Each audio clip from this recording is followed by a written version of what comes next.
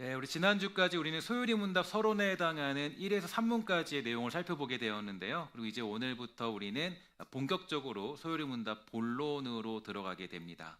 이 본론으로 들어가기 전에 먼저 1에서 3문의 내용을 좀 복습해 보기를 원하는데, 제 1문은 우리 인생의 최종 목적지가 하나님을 영화롭게 하고 또 영원토록 그분을 즐거워하는 것이다 라는 것을 가르쳐 주었고, 2문은 그 목적지에 도달하기 위해서 하나님이 주신 유일한 규칙인 성경이라는 것을 제시해 주었죠. 그리고 제3문은 그 성경이라는 지도가 가르치는 두 가지 큰 기둥, 즉 사람이 하나님에 대해서 어떻게 믿을 것인가, 믿음에 관해서와 하나님께서 사람에게 요구하시는 본분, 의무가 무엇인지를 우리 마음에 뼈대로 세워주게 되었습니다. 이제 오늘부터 우리가 다룰 제3문부터 마지막 107문까지가 소요리 문답의 본격적인 본론이 되는데요. 이 본론은 제3문에서 제시한 두 기둥을 따라서 크게 제1부와 제2부로 나뉘게 됩니다. 우리가 먼저 여행하게 될 그 제1부는 우리가 하나님에 대해서 무엇을 믿어야 되는가, 여기에 대한 교리적인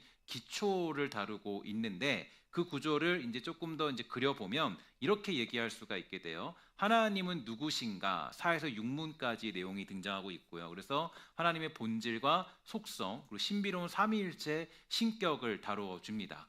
두 번째로 하나님은 무슨 일을 하시는가? 하나님의 영원한 계획인 작정과 그 실행인 창조와 섭리를 배울 것이고요. 인간의 비극과 타락은 13에서 20문까지죠. 그래서 왜 우리의 삶에 고통과 죄가 들어왔는지 그 비참한 상태를 고찰해 줄 수 있습니다. 네 번째로 우리의 유일한 소망, 구속주에 관한 이야기들이 21부터 28문까지, 그래서 구속자 예수 그리스도의 신분과 직분을 다뤄주고 있죠. 다섯 번째로 성령의 적용과 구원의 유익, 또 그래서 그리스도의 구속이 어떻게 우리에게 적용되고 신자가 누릴 유익이 무엇인지를 정리하면서 그 일부를 마무리 짓게 됩니다. 그리고 본론의 시작이 바로 오늘 우리가 보게 되는 소요리 문답 4문이 되는데, 우리 함께 4문의 질문과 답을 좀 읽어보면서 마음에 좀 새겨보기를 원하는데요. 사실 모든 문답서의 특징은 이 질문과 답을 하면서 그것을 무조건적으로 받아들이는 것으로부터 시작을 합니다. 제가 이 교리를 몇 번 가르쳐 봤는데요. 가르쳐다 보니까 교리는 조금 이제 이해를 시키면 시킬수록 때로는 복잡해지기도 하고 의문도 생기게 되는데, 중요한 것은 먼저 이 교리를 믿음으로 받아들이는 것이 우선이라는 생각을 많이 하게 됐어요. 오늘 제가 질문하고 여러분들이 답하실 때 그 질문과 답을 영혼과 머리에 깊이 새겨서 그것이 철필로 작성되는 것 같은 믿음으로 세워지기를 바라는데요. 제 3문을 제가 질문하면은 여러분 답해 주시기를 바랍니다. 하나님은 어떤 분이신가?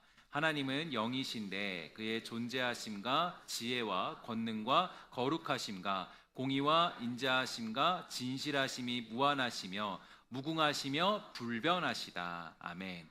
하나님이 어떤 분이신가를 아는 것은 굉장히 중요하다라고 정의할 수가 있겠죠. 왜냐하면 하나님을 믿는다고 하면서도 문제는 하나님이 어떤 분이신가에 대해서 알지도 못한 채 우리는 하나님을 믿는 경우가 굉장히 많이 있기 때문입니다. 그러니까 얼마나 예수 믿고 또 교회 다니는 것이 답답하겠습니까? 하나님을 알면 알수록 우린 더욱더 신앙이 깊어지고, 하나님을 알면 알수록 우리의 신앙의 유익은 많아질 수밖에 없기 때문이겠죠. 그래서 마틴 루드 존스 목사님은 이렇게 얘기했습니다. 하나님을 아는 지식은 다른 모든 교리의 개요이고 중심이다. 이 교리 없이 구원론이나 죄론을 공부하는 것은 무의미하다, 이렇게 설명해 주었는데요. 그럼에도 많은 사람들이 사실 이 예수를 믿으면서도 하나님을 아는 것에 대해서는 별로 관심이 없는 경우가 굉장히 많이 있습니다. 신앙에서 가장 중요한 것이 바로 하나님을 아는 지식에 관한 것인데, 신기하게도 가장 중요한 것을 딱 스킵하고 그냥 넘어가는 경우가 얼마나 많은지 몰라요.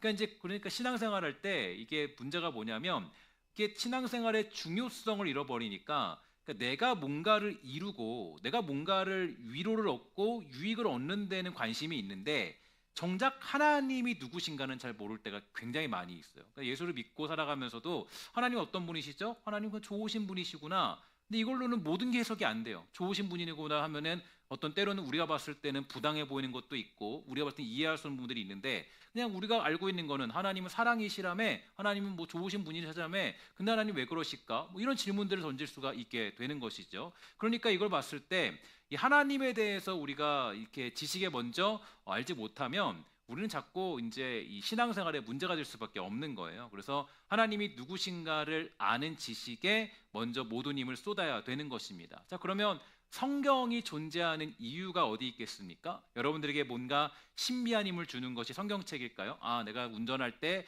이 자동차 위에다 성경책 얹어 놓으면 사고 안 나겠지, 뭐 이런 것일까요? 그런 거 아니겠죠? 이 성경 말씀을 걸어두면 사고도 안 나고 괜찮은 것입니까? 아니에요. 성경은 무엇보다 하나님이 누구신가에 대한 지식에 관한 것을 서술하여 주는 책이 되는 것입니다. 우리가 믿는 하나님이 어떤 분이시고 우리 하나님은 대체 누구인가 그분에 대해서 정확하게 설명해 주고자 하는 책이 성경책이 된다라는 것이죠. 그리고 그 하나님을 깨닫고 알아갈 때 우리는 더욱더 하나님 안에서 기쁨을 누리는 자리에 서게 되는 것입니다. 자, 그러면 왜 우리는 하나님에 대해서 아는 것이 중요하게 된 걸까요? 왜냐하면 우리 인간들은 하나님의 영광스러운 빛을 보기 전에는 자신이 얼마나 비참한 상태에 있는지를 깨닫지 못하기 때문입니다. 예를 들어서 이 북한의 주민들은 세상의 사람들이 얼마나 잘 살고 있는지 또 이 행복하게 보내며 누리고 있는지 모르고 있습니다. 오히려 자신들이 이 땅에서 가장 잘 산다고 착각하면서 살아가는 북한 주민들이 얼마나 많이 있겠습니까? 우리도 마찬가지겠죠. 복음이라는 것은 이 찬란한 하나님의 속성이라는 빛을 우리에게 비추어서 우리의 실상을 깨닫게 하고 그리스도를 붙들게 만드는 것입니다. 그래서 우리에게 욥기서가 주는 유익이 큰 것이에요. 욥이 고백합니다. 그동안 저는 하나님을 귀로 들었지만 눈으로 보게 되었습니다. 이제 그 하나님 앞에 내가 회개합니다. 그동안 얄팍한 지식으로 하나님에 대해서 알고 있으니까 그 인생은 자기 중심으로 모든 것이 돌아가고 있다라고 생각을 했던 거죠. 인과응보적인 신앙, 즉 자기 방식대로 생각되고 또 행동되며 예측이 되는 신앙의 모습들이었습니다. 그러니까 이 문제와 고난을 만났을 때 그것이 이해가지 않는 거예요. 하나님이 누구신가에 대해서 잘 모르니까 자기의 문제를 만났을 때 그것을 해결할 수가 없는 거죠. 그러나 그때 고난의 끝에 나타나신 하나님이 욥에게 나타나셔서 하신 것은 자신이 어떤 존재인가를 밝히 보여주시는 것이었어요. 그러니까 어떻게 되죠? 욥은 그제서야 자신이 어떤 존재인지를 깨닫고 회개하며 엎드리게 되는 장면이 욥기서에 등장하게 되죠. 이처럼 하나님이 누구신가를 아는 건 정말 중요한 일입니다. 그것을 깨닫게 될 때 비로소 우리가 주어진 인생의 삶들을 이해할 수 있고 모든 것들의 신앙생활의 기쁨의 자리로 갈 수가 있게 되는 것입니다. 그래서 조나단 에드워즈는 다음과 같이 말했습니다. 이렇게 얘기했어요. 가장 탁월한 묵상은 하나님의 속성을 묵상하는 것이다. 이렇게 얘기해 줬는데요. 조나단 에드워즈는 숲속을 산책하면서 하나님의 속성을 깊이 묵상하다가 이 삼위일체 하나님의 임재를 강력하게 체험하게 되죠. 그래서 그렇게 기쁨의 눈물을 흘렸다라는 일화도 있을 정도예요. 그러니까 우리에게도 이런 실제적인 하나님에 관한 지식이 필요할 텐데요. 물론 이 지식이 강력하게 어떤 실현적으로 우리에게 임할 수도 있게 됩니다. 뭐 찬양을 하면서 하나님이 누구신가를 깨닫게 되기도 하고 기도를 하면서 하나님이 어떤 분이신가를 깨닫기도 하죠. 그러나 가장 정확하고 확실하게 하나님이 누구신가를 발견하게 만드는 도구는 무엇인가 보면 우리가 지난번에 문답서를 통하여서 배웠던 것처럼 바로 성경을 통해서 하나님이 어떤 분이시고 누구신가를 깨달을 수가 있게 되는 것입니다. 그렇기 때문에 성경이 우리에게 주고자 하는 가장 중요한 지식이 뭐냐? 그거는 바로 하나님이 누구신가에 대한 지식을 주는 것이에요. 우리 함께 예레미야 9장 24절 말씀을 함께 한 목소리 읽도록 하겠습니다. 시작. 자랑하는 자는 이것으로 자랑할지니 곧 명철하여 나를 아는 것과 나 여호와는 사랑과 정의와 공의를 땅에 행하는 자인 줄 깨닫는 것이라.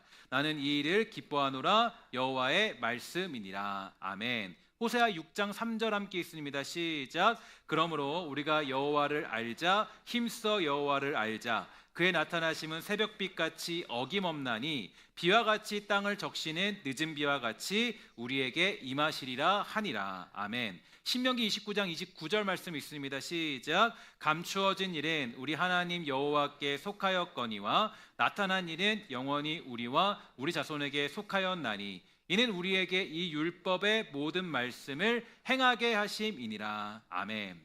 이처럼 우리는 하나님이 누구신가 여기에 대한 정확한 지식을 가지고 있어야 되는 것인데요. 그렇지 않으면 잘못된 지식이 우리를 망하게 할 것이기 때문입니다. 오늘 저와 여러분의 묵상이 바로 그런 것들을 강조해주고 있죠. 늘 우리는 제가 여러분들과 함께 나누는 것처럼 하나님이 어떤 분이신가 여기에 대한 묵상들을 여러분 나누고 있지 않습니까? 제가 새벽 설교를 진행하면서도요 늘 이 방식으로 여러분과 나누고 있습니다. 뭔가 어떤 우리의 윤리적인 부분들, 또 우리에게 어떤 이익이 되는 부분들, 뭐 그런 것들에 대한 것들을 얘기할 수 있겠지만 가장 중요한 것은 뭐냐면 하나님이 누구신가를 알지 못하는데 내가 어떻게 신앙생활을 감당할 수 있겠어요? 그러니까 이제 여러 가지 방법들로 여러분에게 제가 설교할 수 있겠지만 그렇게 묵상을 매일 나누는 이유는 무엇보다 말씀을 묵상할 때 자꾸 그런 훈련을 해야 되기 때문이에요. 하나님이 누구신가를 발견하지 못하면 굉장히 안개 속에 가려진 채로 우리가 신앙생활을 할 수밖에 없어요. 하나님에 대해 이해가 없으니까, 어떤 분이 이해가 없으니까 무슨 일을 만나면 답답한 거예요. 해결이 안 되는 거예요. 그러니까 이제 보면은 이 자꾸 그 말씀을 묵상하면서 그분이 누구시기 때문에 이렇게 행했다라는 것을 깨닫게 되어야 이게 삶의 이해가 찾아오게 되는 거예요. 근데 중요한 건 우리에게 바른 지식이 없으면 하나님에 대한 지식을 이상하게 해석하기 때문에 하나님이 누구신가를 바르게 깨닫기 위해서는 중요한 기준점이 필요하고 그것이 바로 요즘 우리가 배우는 교리가 되는 것입니다. 교리를 배우는 이유는 여러분과 제가 또 우리 교회가 바르게 서게 되기 위함이 되는 이유가 바로 여기에 있습니다. 제가 바라는 것은 이렇게 저와 함께 이제 교리를 나누는 이 시간으로 인해서 우리 성도님들이 하나님에 대한 바른 지식들을 깨달아서 정말 나에게 주어진 인생을 온전히 살아가는 복된 은혜가 있게 되기를 간절히 소망합니다. 자, 그러면 본격적으로 오늘 내용을 집중적으로 살펴보기를 바라는데 오늘의 질문을 유심히 살펴보면 소요리 문답은 하나님은 누구신가? 라고 그렇게 묻지 않고 하나님이 어떤 분이신가? 라고 그렇게 묻고 있습니다. 영어로 한다면 Who is God이 아니라 What is God이라고 묻고 있는 건데요. 이렇게 질문을 하게 되는 이유가 있어요. 뭐냐면 바로 인간의 이성으로서는 하나님의 존재 전체를 다 파악할 수 없다라는 것을 이미 이 소요리 문답에서 인정하고 있기 때문이죠.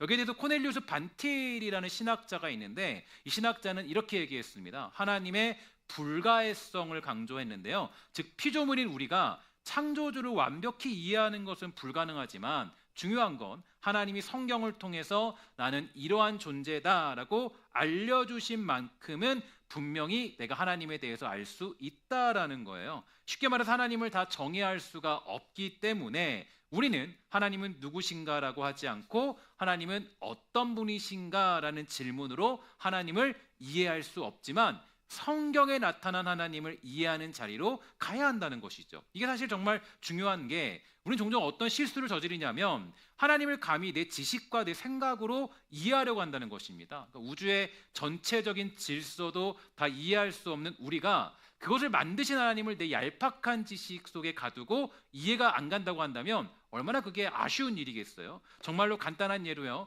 이 어린아이가 저와 같은 나이의 사람이 행동하는 일을 이해하지 못하는 것은 당연한 것 아니겠습니까? 그런데 이 쬐그만 어린아이가 그냥 어른의 행동을 이해할 수 없기 때문에 답답해야 한다고 생각을 해보십시오. 그러면 그 아이를 가리켜서 우리는 뭐라고 얘기합니까? 버릇이 없다라고 얘기할 수가 있겠어요. 그러니까 사실 우리의 지식으로요 하나님을 이해하려는 것 자체가 말이 안 되는 것입니다. 그래서 우리는 성경을 뭐라고 얘기하냐면은 성경을 지식의 책이다라고 얘기하지 않고 성경을 뭐라 그럽니까? 계시다라고 얘기합니다. 계시라는 건 다른 게 아니에요. 내가 연구해서 습득해서 발견한 지식이 아니라 계시라고 하는 이유는 하나님이 스스로 자신이 누구신가를 보여주셨기 때문에 계시라고 얘기하는 거예요. 성경은 계시의 책이죠. 하나님이 직접적으로 알려주신 지식이에요. 그러니까 인간이 살다 보니까 하나님이 누구신가를 막 얘기해서 이런 분이실 거다라고 쓴 게 아니라 이 어떤 그 성경이 계시라는 것은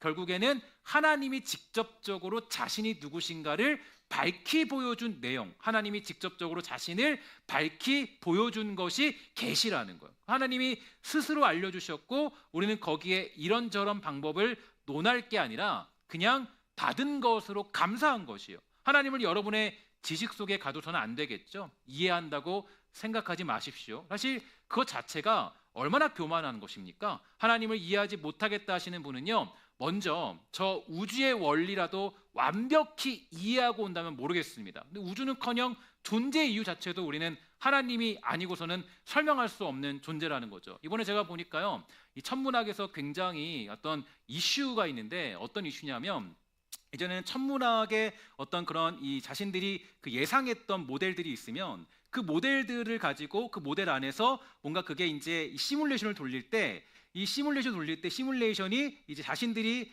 예상한 것을 이렇게 넣어가지고 시뮬레이션이 완성이 되었대요. 근데 이제는 바뀐 게 뭐냐면 AI가 등장하면서 이제 자신들이 그동안 시뮬레이션 돌렸던 모든 것들이 다 틀리게 되었다는 것을 이제 발견할 수 있다게 된다는 거죠. 자기들이 이제 그동안 얘기했던 그런 원리들이 굉장히 어떤 우주를 예상하는 것들이 지금 이제 어떤 이 자신들의 틀에 이 컴퓨터를 맞추는 게 아니라 이제는 자신들의 생각을 이 어떤 AI에 맞춰서 이제는 그 천문학의 어떤 우주를 다시 또 재연구하는 시대가 찾아왔다라고 얘기를 하더라고요. 그러니까 그동안 이해했던 우주에 대한 이야기들이 굉장히 이제는 조금 바뀌어가고 있다는 거죠. 무슨 얘기냐면 우리들은 뭔가 원리를 아는 것 같고 세상을 아는 것 같고 과학을 이해하는 것 같지만 실제로는 이해하지 못하고 있다는 것이 여러 가지 것들로 증명되어지고 있는 것입니다. 그런데 내가 하나님을 내 힘과 내 능력으로 이해할 수 있겠습니까? 하나님은 우주를 만드신 분이신데, 우주를 창조하신 분이신데,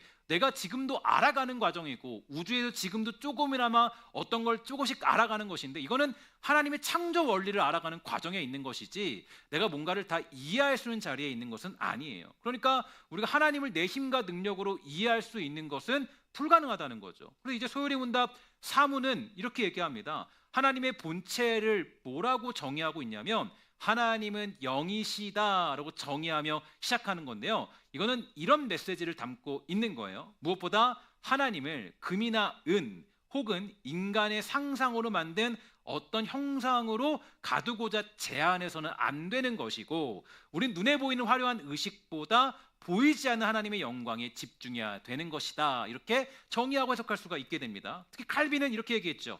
인간의 마음은 끊임없이 우상을 만들어내는 공장과 같다. 특히 종교개혁자들은 이 십자가를 세우는 것도 금하였고, 또 예수님이나 하나님을 그림으로 표현하는 것도 금하였다라고 얘기할 정도로요, 하나님을 어떤 지식 속에 가두는 것을 굉장히 거절하게 되었습니다. 사실 이 얘기도 역사적으로 나누면 좀 재밌거든요. 왜 십자가를 사실은 교회에서 사용하면 안 되는지. 사실은 이제 개혁교회는 십자가를 사용하면 원래 안 됩니다. 안 되고, 그러나 이제 이거 일반적인 우리 교회이지만, 그래서 이 개혁적인 그런 교회들은요, 십자가를 원래는 사용하지 않는 게 원칙이에요. 이거는 종교개혁자들이 그렇게 한 것이에요. 그렇기 때문에 사실은 이게 왜 그런지는 이유들이 있어요. 이유들이 있는데, 근데 그건 시대적인 상황이 좀 반영되어져 있고, 우리는 조금 다른 시대를 살고 있으니까 그래도 십자가를 교회에다가 세우는 모습들이 있죠. 그러나 이것이 우상화된다거나 그게 어떤 신비한 효력들을 증거하는 그런 자리에 간다면 그것은 사용해서는 안 되는 것이에요. 이거는 실제적으로는 우리가 잘못된 것이다라는 것을 볼 수가 있게 되는데,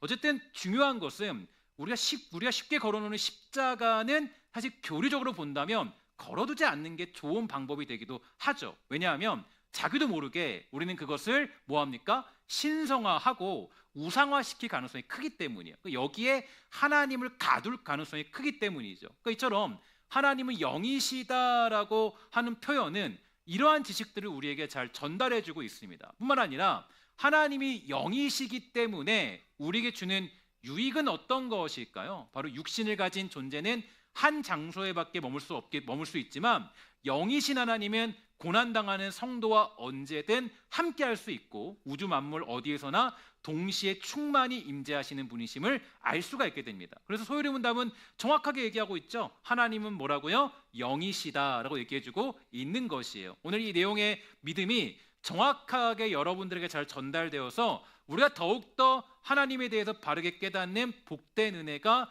여러분과 저에게 있게 되기를 주의 이름으로 간절히 부탁을 드리겠습니다. 자, 그러면 오늘의 이 고백서가 다른 신앙의 고백서, 다른 문답서에는 어떻게 드러나고 우리 믿음의 선배들이 고백했는지 한번 살펴보도록 할게요. 이 벨직 신앙 고백서라는 것이 있는데요, 거기 1조에 보면 이렇게 되어져 있습니다. 우리 모두는 마음으로 믿고 입으로 고백한다. 하나님이라 불리는 유일하시며 단일 본질의 영적 존재가 계신다. 그는 모든 선이 넘쳐오르는 원천이시다 이렇게 얘기해주고 있습니다. 그러니까 하나님을 모든 선의 샘물로 묘사하고 있는 거예요. 소요리문답이 하나님의 속성을 논리적으로 나열한다면 이 벨직 신앙 고백서는요, 그 속성들이 우리에게 생명을 공급하는 끊임없는 원천이다라는 것을 강조해주고 있죠. 또한 스코틀랜드 신앙 고백서가 있는데요, 이제 이것을 보면은 제1장에 이렇게 얘기합니다. 우리는 오직 한 분뿐이신 하나님을 고백하는데 우리는 그분만을 굳게 붙들고 그분만을 섬기며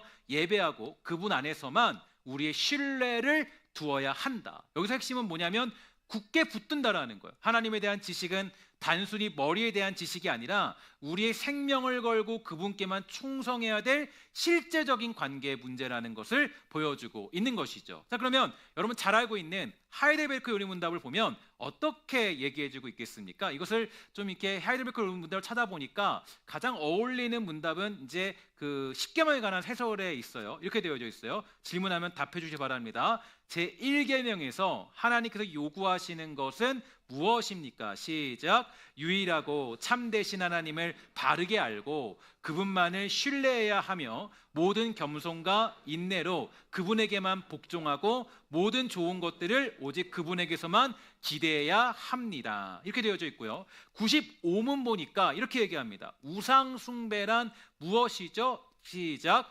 말씀으로 자신을 계시하신 하나님 대신 혹은 하나님과 나란히 어떤 것을 신뢰하거나 고안하여 소유하는 것입니다. 이렇게 되어 있습니다. 그러니까 여기서 우리가 아까 얘기했던 십자가 같은 것들이 나오는 거예요. 십자가를 왜 우리가 어떤 교회에 걸어두지 안 되는지, 왜 그게 문제가 되었는지 이 당시의 상황상 이게 굉장히 우리에게는 중요한 어떤 이슈였어요. 그래서 하이델베르크는 우리가 믿는 하나님이 나의 유일한 위로가 되시는 분임을 강조하면서 그분 외에 다른 것을 신뢰하는 것이 얼마나 어리석은 숭배인지를 날카롭게 지적해주고 있죠. 이처럼 하나님을 아는 지식은 우리를 더욱 풍요롭게 하고 그 지식 때문에 우리는 하나님을 예배하며 하나님을 온전하게 찬양하는 자리에 설 수 있게 만들고요. 하나님을 아는 지식으로 말미암아 우리는 정말 온전한 신앙생활을 감당할 수 있게 되는 것이에요. 그러면 조금 더 구체적으로 오늘 소요리 문답 3월에 나타난 하나님에 관한 속성을 조금 더 살펴보기를 원하는데, 여기에 대해서는 조금 이제 여러분 제가 자주 소개해드렸던 루이스 뻘거프의 해석을 조금 더 중심으로 말씀을 드리면, 루이스 뻘거프는 이렇게 얘기했습니다. 제 3월에 나열된 하나님의 성품을 두 가지의 범주로 분류해 설명했는데요. 우리 청년부 그 이제 수련회 때는 아마 그 교수님을 통해서 배우게 되었는데 이런 게 있어요. 뭐가 있냐면 하나님의 속성에는 두 가지 속성이 있습니다. 첫 번째 속성은 비공유적인 속성이 있고요. 두 번째로는 공유적인 속성이 있죠. 여러분 이게 어떤 처음 들었을 수 있고 용어가 이제 되게 어려워 보이지만 되게 쉬워요. 그러니까 뭐냐면 그러니까 하나님이 우리와 공유하는 속성이 있고 공유하지 않은 속성이 있다라는 거예요. 근데 보니까 이 속성들 여기서 이제 이 비공유적인 속성은 피조물에게는 전혀 찾아볼 수 없는 오직 하나님만이 독특하게 소유하신 절대적인 성격을 얘기하는데요. 이 답변의 마지막에 나오는 세 단어 무한하시고 무궁하시고 불변하시다, 이거는 바로 이게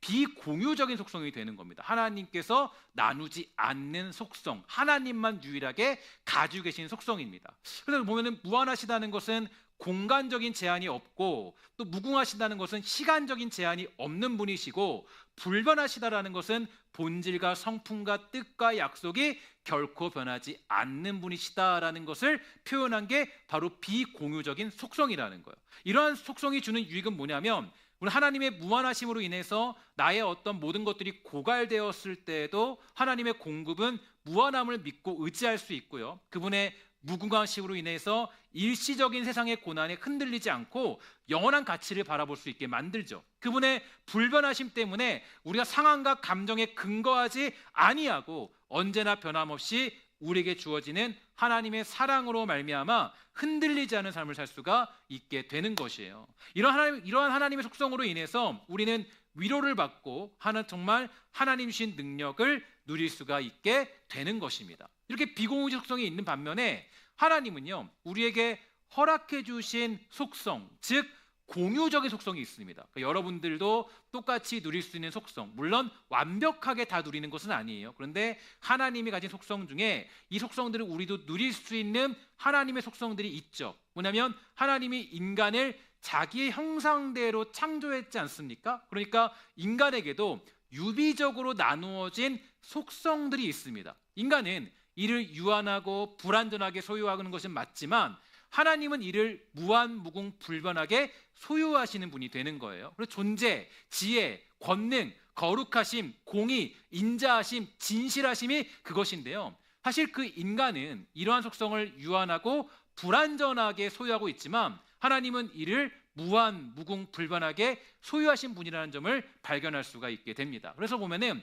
이 존재한다는 것은 스스로 계시는 자립적 존재로서 모든 실제의 근원이 되신다. 또 지혜라는 것은 최고의 목적, 하나님의 영광을 위해서 최선의 수단을 선택하시는 완전한 지적 능력을 얘기해주고 있고, 권능이라는 것은 자신의 거룩한 뜻에 일치하는 모든 일을 행하실 수 있는 전능하신 힘을 얘기합니다. 거룩하심이라는 것은요, 모든 죄와 도덕적 부정으로부터 구별되시는 절대적인 순결함과 어미함이고요, 공의는 자신의 거룩한 법에 따라서 공정하게 보응하시며 세상을 도덕적으로 통치하시는 성품이죠. 인자하시다, 피조 모르게 베푸시는 친절, 자비, 은혜, 사랑을 모두 포함합니다. 진실하시다, 하나님은 거짓이 없고 스스로 계시하신 말씀과 약속을 반드시 지키시는 신실하신 분이시다.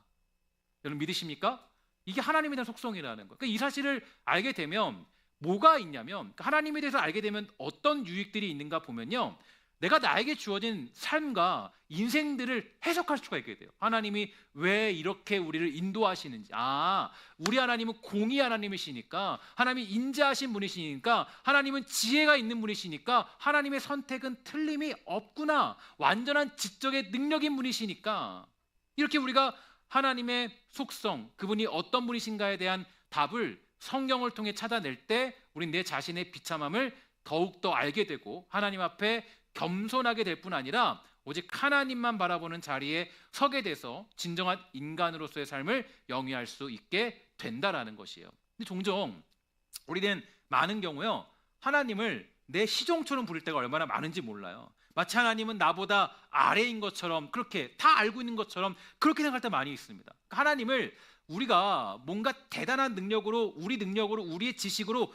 이해하려고 하지 마십시오. 하나님을 이해하고자 하는 것 자체가 얼마나 안타까운 일입니까? 그래서 우리는 하나님의 예정하심을 선 이해가 아닌 후 이해로 받아들이는 이유가 여기에 있어요. 즉 하나님의 예정하심을 먼저 이해하는 것이 아닌 우리는 일어난 후에 우리는 그것임을 알 수밖에 없게 되는 것은요, 하나님을 우리가 이해하는 것 자체가 사실은 불가능하기 때문이에요. 그래서 하나님에 대한 지식은 내가 뭔가 내 지식으로 이해하는 것이 아니라 계시로서 아는 거예요. 하나님이 주시는 그 지식으로서 아는 것이지, 내가 뭔가 하나님에 대해서 알고 있다라는 것으로 아는 것 자체가 사실은 불가능합니다. 뭐냐면 다만 우리는 하나님이 주신 말씀, 정확한 계시로, 계시를 통해서 우리 하나님 누구시구나, 어떤 분이시구나, 그분이 이렇게 역사하시는 분이시구나, 이렇게 알아가는 거예요. 이게 우리 중요한 것이죠. 그래서 우리에게 주어진 하나님에 대한 지식을 이해하고 받아들이는 것이며 믿는 것이 가장 중요한 것이죠. 인간의 교만이 뭐냐면 하나님을요, 자기 발 아래 두고자 하는 거예요. 우리는 하나님의 경이로움 앞에 먼지와 같은 존재입니다. 하나님의 영원한 앞에 있는 유한한 존재이죠. 변하지 않으시는 하나님, 나는 스스로 있는 자니라 라는 그 하나님 앞에 서게 되는 우리는 내 자신이 얼마나 비참하고 연약한 자리에 있는가를 깨달아야 돼요. 그것을 깨닫게 될 때 결국 우리는 하나님의 크심, 그분이 얼마나 대단한가를 알게 되는 것이에요. 여러분 우리나라에 보면은 유명한 산이 있죠. 어떤 산이 있냐면 설악산이 있고 한라산이 있습니다. 근데 그렇게 멋진 설악산도 저기 중구에 있는 태산이나 장각의 앞에 세워보세요. 물론 그 나름대로의 멋도 있겠지만 그곳에 다녀온 사람들은 한결같이 얘기하더라고요. 뭐라 그러면 설악산은 동네 뒷산이었다 얘기하는 경우가 많이 있습니다. 그 산에 다녀온 사람들은 다 아실 거예요. 얼마나 그 앞에 두면 그 위대해 보이는 산이 얼마나 초라한지.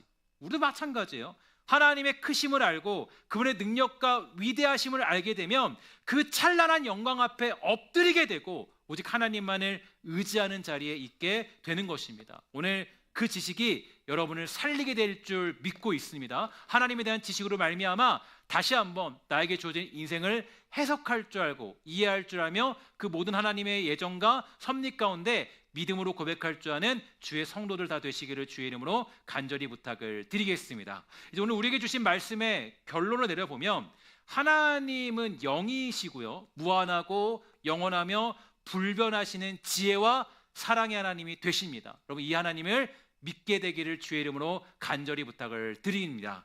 이 하나님을 믿는 우리는 주어진 상황이 아무리 어렵고 복잡하다 할지라도요, 흔들리지 않죠.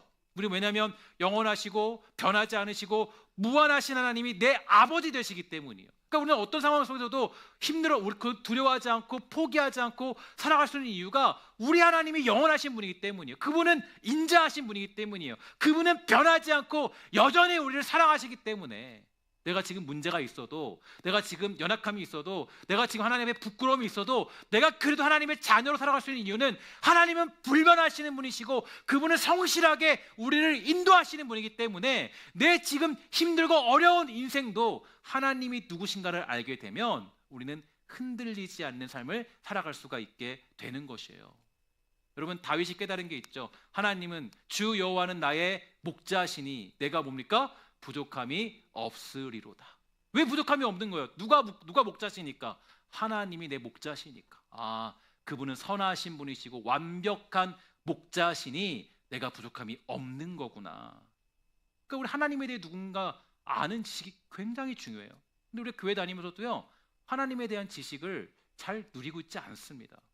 오늘 하나님이 누구신가에 대한 지식으로 살아가는 복된 영혼 되기를 소망하고요, 정말 하나님으로 인하여서 만족을 누리며 넉넉함으로 살아가는 저와 여러분 되기를 주의 이름으로 간절히 부탁을 드리겠습니다. 아까 보았던 벨직 신앙 고백서의 내용을 기억하시죠? 우리 하나님은 모든 선의 샘물이 되시는 하나님이십니다. 오늘 그 하나님께 뿌리를 깊이 내리고 승리하는 저와 여러분 우리 모두가 다 되시기를 주의 이름으로 간절히 부탁을 드리겠습니다. 기도하겠습니다.